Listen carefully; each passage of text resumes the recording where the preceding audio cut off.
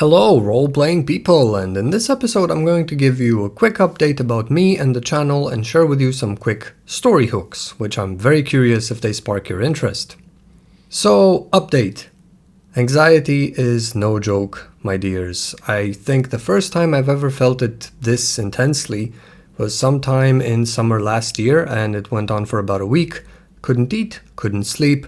I was having these worries and thoughts I just couldn't shake. I was obsessively going back to them, but I talked to a therapist, did a few sessions, and I was fine.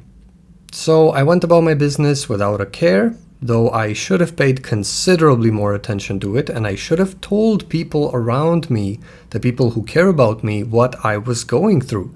But I didn't because I was ashamed, and it came and went, and I thought, hey, this isn't so bad, no need to worry about it. And then it came back and really stayed with me. It stayed with me for months, and about once a month it would peak to the point where I couldn't eat or sleep for almost a whole week. I was exhausted all the time, unable to get these crappy thoughts out of my head, barely able to function, and definitely unable to write or do anything creative because, hey, a perpetual state of panic isn't compatible with a nice, relaxed, creative state of mind, of course. So this time, I faced it. I really faced it. I turned all my attention to it, went to therapy regularly, I still do, got all the help I needed, and most importantly, I told my loved ones, because there really is no shame in getting help and letting people know you're struggling with something like this. I mean, if you break your leg, what are you going to do? Endure day after day of pain, being barely able to walk around because something happened to you and you had an accident? No, of course not. You get help, you let people know. But I didn't because I was ashamed. And guess what? That only aggravated things. So now my body was just filled to the brim with this fear. It affected my hormones, various things in the body. I could barely do my job, and I was growing increasingly isolated from my loved ones. So I decided to connect to my body and those around, to be brave and face that fear. I told everyone about what I'm dealing with, and in the last couple of months I've been really taking care of myself, removing as many of the external pressures and stressors as I could, so I've turned to activities which help my connection to my body, like being in nature, whether that's hiking, bike riding, learning how to swim, or just working around the house, chopping wood and whatnot. I did a few breakdancing moves I used to do, lifted weights, I danced, and believe it or not, got back into knife throwing as well. That's something I used to love as a kid. All of these things I did with my lovely wife, my closest friends, and my awesome parents, and the more I opened up to them, the better I felt. The more I spent time being active and present in my body, the better I felt. For about 2 months now, my nervous system has gotten back into shape, and it feels great. My confidence is back, the excitement, the motivation to do stuff, and I've been writing again. Slowly, methodically, no stress. But I've also had some technical difficulties here with my computer, my recording software, all that jazz. My point is, despite the prolonged torpor, I have no intention of abandoning the channel. Far from it. I love doing this channel and interacting with you, my dear role-playing people.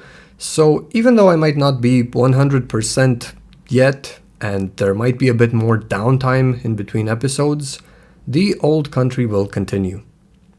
A lot of people told me it's not a matter of if, but when trauma happens. And hey, I've always been a fairly confident person, open to challenges of all kinds, enjoying creative and performative activities. I've played live, I danced in front of people, I love speaking and presenting things, sharing knowledge and ideas with everyone. So before this incident, I didn't ever think an anxiety disorder is something that can happen to me. It was inconceivable.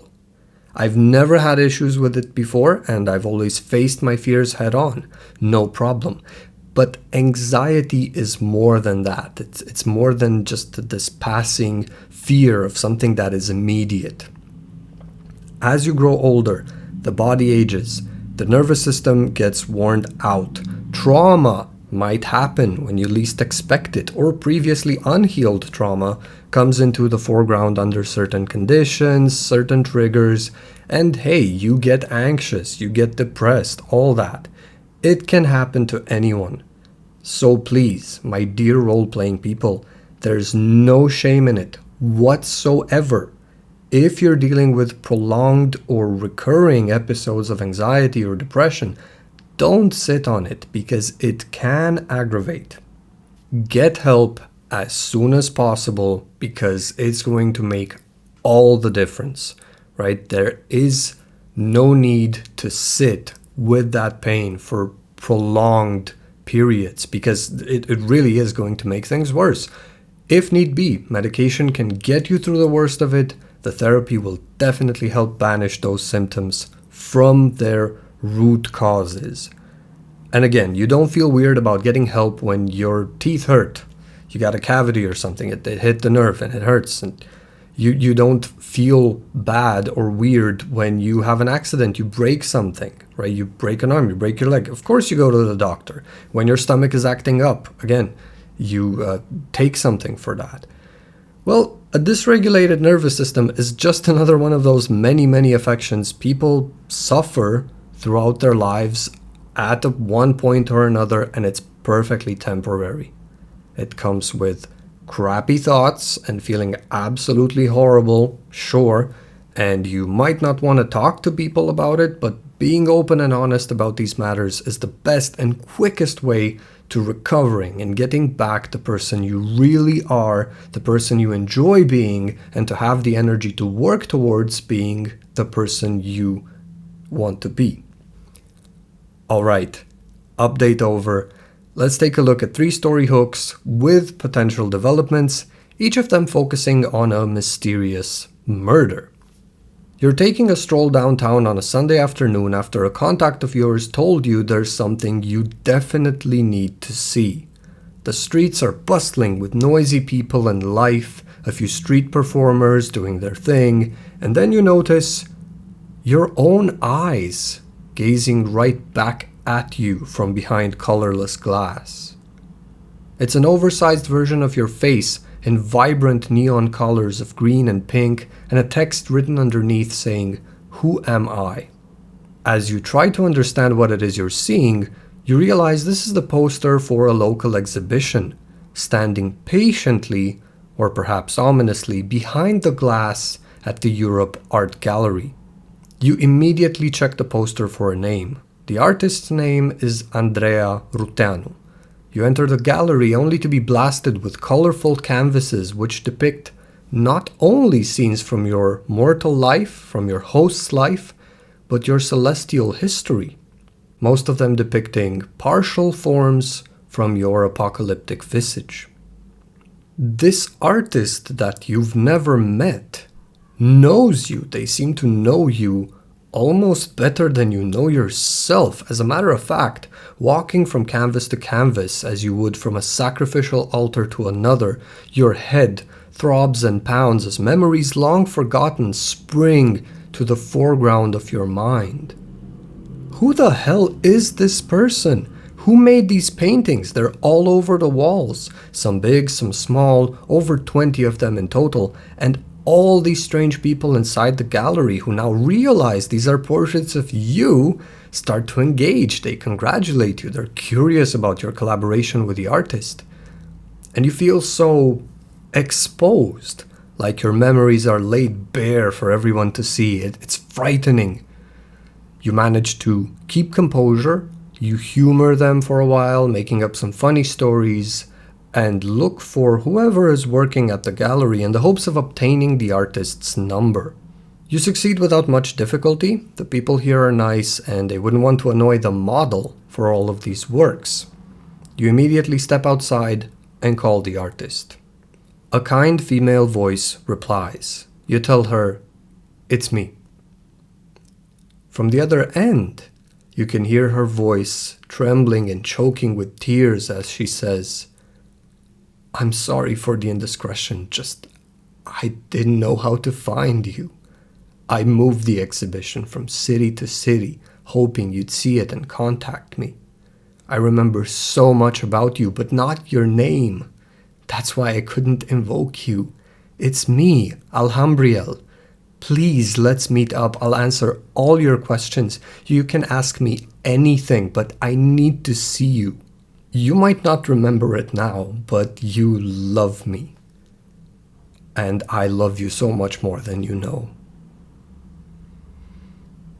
This doesn't bring up any memories, but, well, names are exchanged, the address is given, you're on your way to meet this mysterious artist, Alhambriel, who claims that you love her. You fly up the stairs to the apartment on the first floor and ring the doorbell, only to receive no response. You invoke Alhambriel and the connection doesn't happen.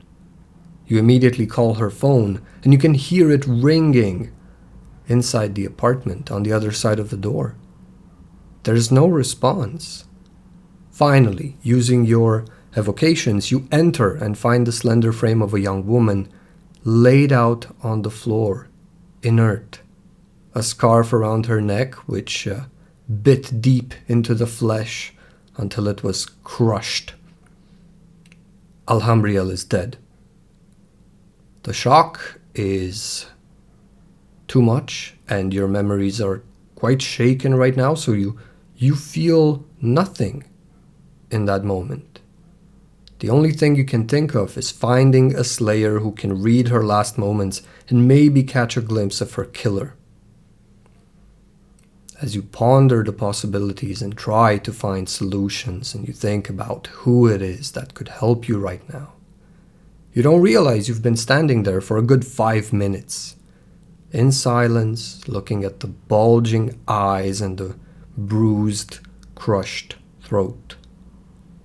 A pounding on the door. "Police! Miss Ruteanu, are you in there? Miss Ruteanu?" The phone rings again. The screen lights up and it buzzes helplessly on the floor next to the perfectly still body. And now your exit is blocked. But the door is still locked for now. If the police break in or somehow get in, they will find you next to her without any good explanation as to how you got in here. Someone is clearly playing a game and framing you for her murder. The killer, most likely. Take it away. What happens now? Next hook. You find a hidden path in one of the alleys behind the shops, and your curiosity forces you to walk it. It seems to be connected to multiple other unseen paths all over the city. It's majestic, leading upward, and as you follow it, you arrive to a point above it all, gazing at the buildings and lights from up high, and cars moving about like blood cells through veins and arteries of asphalt. At the highest point of the path, it connects to all of these other walkways that are there. And, good heavens, they're all dead. There's about a dozen corpses here, rotting in the elements at this intersection of multiple unseen paths stretching over everything like a giant spiderweb stretching over the entire city. Though your host immediately reacts with disgust, you push yourself into examining them. Oh heavens, this is not what you expected to find here. Various parts are missing from every one of them, almost as if the killer wanted to take the very best from each. The arms from this one, the legs from the other, organs from this one. You need to call this in. And all of their eyes have been removed, so asking for assistance from a slayer won't help. You'll need to find a fiend who can somehow walk this path alongside you and figure out exactly what happened here and how these bodies ended up here. And quickly, You need to do this quickly. You need to call this in. You need to thwack. Your vision blurs, then doubles as you fall on your knees above the city. For a second, you feel as if you'll fall right through the invisible path and drop onto the streets below, among the lights and the cars and the people. And maybe they won't even notice you. You awaken in darkness, and as you try to lift yourself, you realize there's no room. You're in a coffin of sorts, which is in motion, inside a vehicle, maybe. As you try to open your mouth, the pain hits you. Your entire face is pulsing with pain. As you try to speak, you realize your mouth has been either wired or screwed shut somehow. You cannot evoke your lores, but you can still assume your apocalyptic form either partially or in entirety. So what happens now? Take it away. Next hook. Your sire is ash. You felt it as it happened. First thing at dawn, right after you fell into your daily torpor, when the bonds between you shattered like sugar glass and your unbeating heart shook for a sudden moment. The first thing you do upon awakening the following night, this night, is to contact the other members of your clan and tell them you think your sire has met their end. Then you don the cloak of the unseen and make your way towards the last known location of their mobile haven, an inconspicuous tanker truck. You always found their choice of haven impressive, given its mobility and complete safety, complete isolation from outside elements. Well, some things truly are simpler when you don't need to breathe, aren't they? You look around and climb on top of the tank. Your sire's haven is impenetrable, even to you. The lid on this small tanker, which can carry up to 11,000 liters, was modified to be akin to that of a submarine. It can only be opened from the inside. It will be a while until you can open it. You'll probably need to blowtorch it open.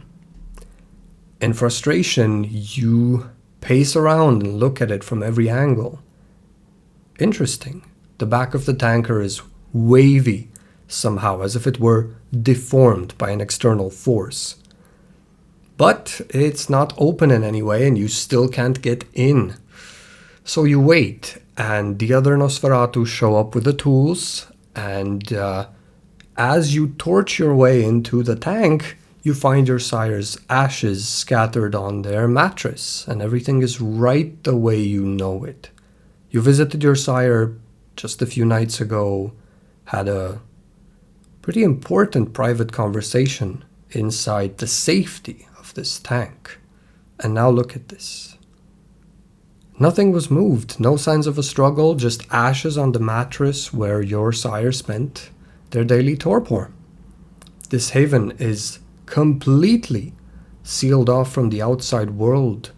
Nothing could have gotten in without your sire's permission, and you just get the feeling that nothing did, because the lid was closed shut when you got here, and it cannot be closed from the outside, only from within.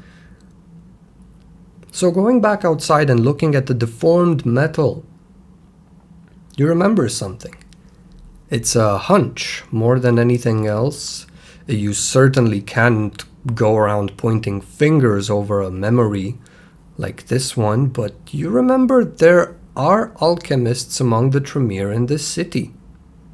You remember this one time one of them liquefied a stake and put it inside of a water bottle during one of your missions, only to re-solidify it sometime later. And you distinctly remember when the stake resumed its normal state, it was slightly warped. So maybe the assassin liquefied the tank first thing before dawn, as your sire had already succumbed to daily torpor, because he was always a sleepy bastard, he was. And in his torpid state, he didn't even awaken or move before he turn to ash. You have also seen the Tremere being able to perform rituals that protect their havens or even their vehicles from sunlight. You have seen it happen. You've seen it with your own eyes. So even if this was done right before dawn, if it was indeed a Tremere, they could have just protected their vehicle, had their driver take them away from here. Tanker was melted, liquefied, sunlight turned your sire to ash. Makes sense. This is certainly not something you can bring to the attention of the authorities yet, but at least you have a starting point. And now the problem is, how the hell do you go about investigating the Tremere? You can't break into their chantry. You don't really understand their magic. You've only seen a few things, and if one of them did this, it's very unlikely they'll squeal, because they always have each other's backs, right? And they're probably in on this together, but why would they do this?